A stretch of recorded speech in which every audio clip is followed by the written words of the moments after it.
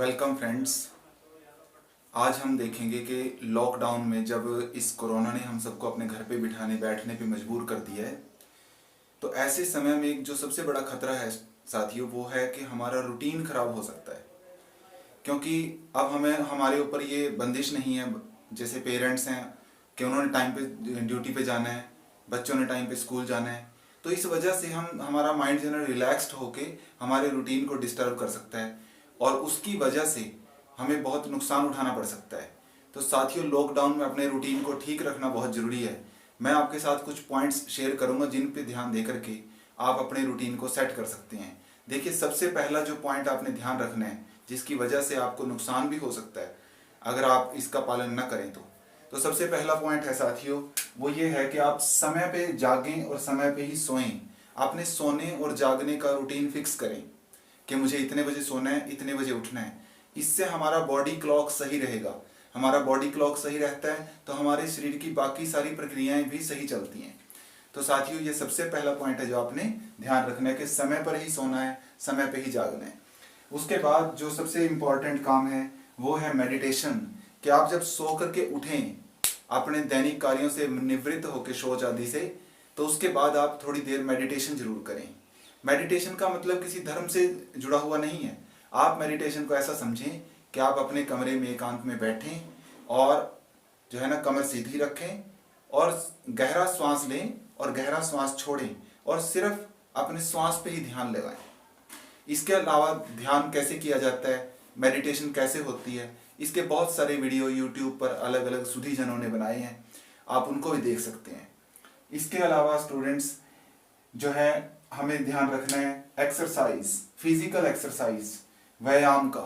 क्योंकि अब हमारा डेली रूटीन बिल्कुल अलग हो चुका है। हम घर पर बैठे हैं, पूरा दिन हम घर पर बैठते हैं, तो उस वजह से हमारे शरीर के अंदर जो है ना एक तरह से आलस और बैठने की जो थकान है वो घर कर जाती है। तो आपने ध्यान रखना है कि अपने डेली नियम से आपने एक्सरसाइज करनी है। उसमें आप योगा को शामिल कर सकते हैं। आप सुबह उठें, मेडिटेशन के बाद जो है ना आप योगा करें।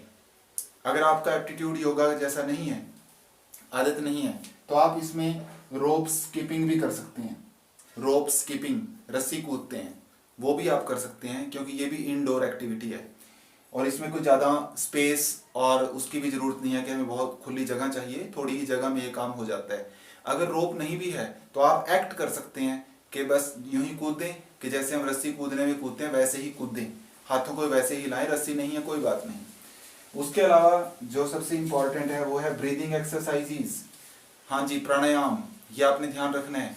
और योग और प्राणायाम कैसे करना है, योग और प्राणायाम कैसे करना है, ये आप यूट्यूब पे बहुत लोगों ने सिखा रखा है, जैसे स्वामी रामदेव जी ने सिखाया। उसके अलावा बहुत सारे लोगों ने योग और प्राणायाम की विधियां सिखाई हैं। आप वहां से अच्छे से समझने के बाद इसको जरूर करें।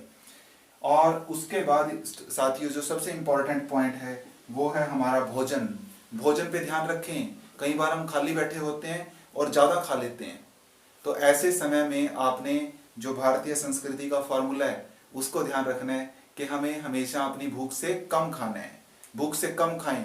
अगर आपको 4 रोटी की भूख है तो आप 3 ही खाएं, बल्कि ऐसे समय में 2.5, ढाई इतनी रोटी ही खाएं।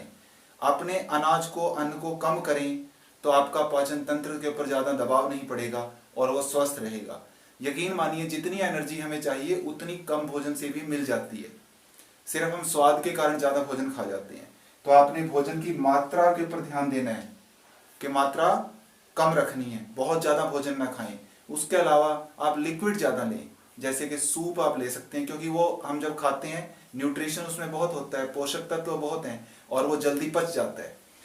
और उसके बाद आपने जो एक इम्पॉर्टेंट चीज़ ध्यान रखनी है, भारत सरकार के आयुष मंत्रालय ने जो गाइडलाइंस जारी की हैं, आप यूट्यूब पे लिखेंगे आयुष एडवाइजरी, उससे आपको खुल जाएगा। उसमें उन्होंने कुछ चीज़ें बताई हैं कि जिसमें आप इस कोरोना के समय में अपने शरीर की रोगों से लड़ने की जो ताकत है उसको बढ़ा सकते हैं, रोगों से लड़ने की ताकत को बढ़ा सकते हैं। उसमें उन्होंने कई सारे पॉइंट्स बताए हैं, जैसे कि आपने दिन भर कोसा पानी पीना है, जब भी पानी पिए तो कोसा पानी पिए। दिन में 1 बार या 2 बार आप दूध में हल्दी डाल के जरूर लें। बहुत ज़्यादा दूध लेना जरूरी नहीं है। ये पूरी जो गाइडलाइंस हैं आयुष की आपको यूट्यूब पे और गूगल पे मिल जाएंगी। आप वहां से इनको पूरा देखें और फिर अपने जीवन में उनको लागू करें और अपने शरीर की रोग प्रतिरोधक क्षमता को बढ़ाएं, बनाए रखें, ताकि हम जो है ना रोगों की चपेट में ही ना आए। उसके बाद जो स्टूडेंट्स हैं वो ध्यान दें अपनी पढ़ाई पे। आपने पढ़ाई जो है जरूर करनी है। कई स्कूल्स ने तो ऑनलाइन क्लासेस लेना शुरू कर दिया है, वो बच्चों को वीडियो क्लासेस के थ्रू पढ़ाते हैं, तो वो बहुत अच्छा, आप उससे अपनी पढ़ाई जारी रखें। नहीं तो आप यूज करें यूट्यूब का।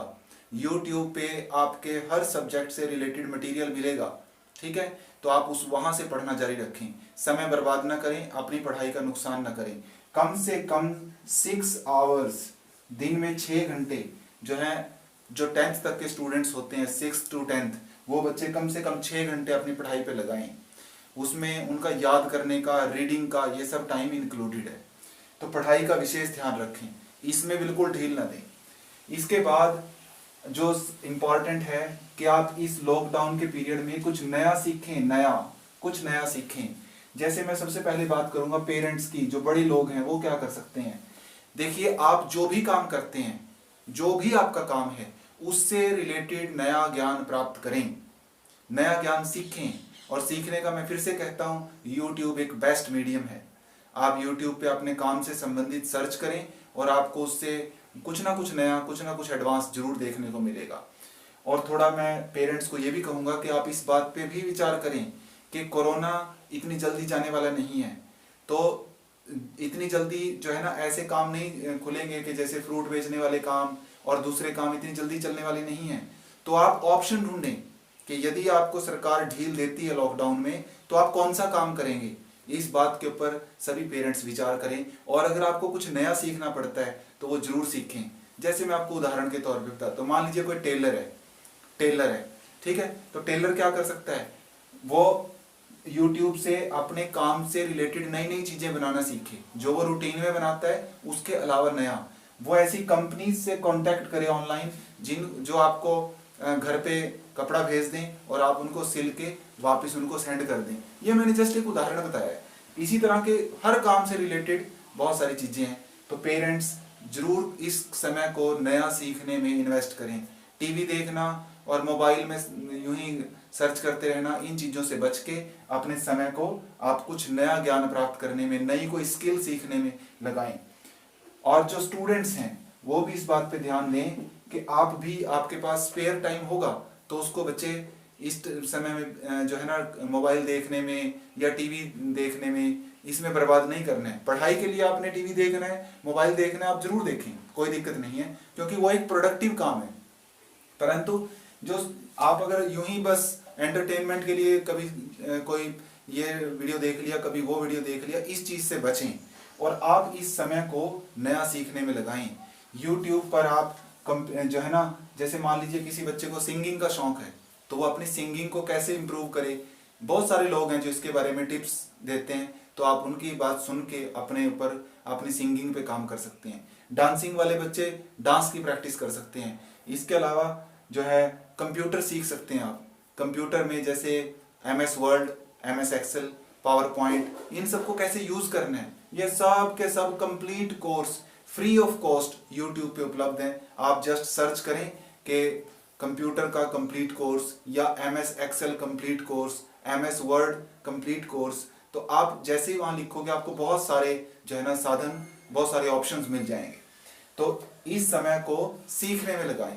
और लास्ट बट नॉट लीस्ट, अंत में मैं आपको एक बहुत, ये एडवाइस जो है ना मेरे हृदय के बड़ी नजदीक है, ये एडवाइस आपको देता हूं कि आप उपनिषद की जो हमारी संस्कृति है उसको फॉलो करें।